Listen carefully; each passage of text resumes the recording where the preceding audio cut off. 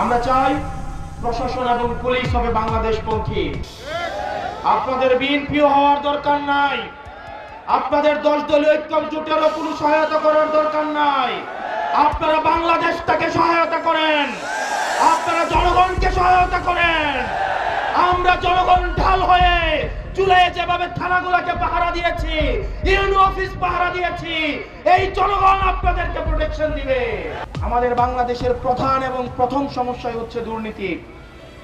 আপনি একটা ফুটা ট্যাঙ্কের মধ্যে যতই পানি দেন না কেন, দিন শেষে পানি থাকবে খালি। আমাদের ফুটাগুলোকে বন্ধ করতে হবে, দুর্নীতিকে বন্ধ করতে হবে। অত্যন্ত পরিতাপের বিষয়, আমাদের দুর্নীতি বন্ধের দিকে মনোযোগ নাই, কারণ আমরা দুর্নীতিবাজদেরকে আবার আমাদের অনেক দল সংসদে পাঠাচ্ছে।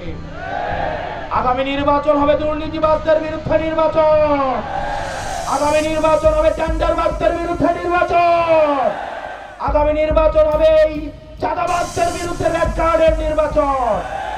প্রিয় তরুণ প্রজন্ম, আমরা এই তরুণ প্রজন্ম, আমাদের পরিচয় হবে আমরা একটা বৈষম্য মুক্ত বাংলাদেশের নামক একটা রাষ্ট্রের, আধুনিক এবং অগ্রসর রাষ্ট্রের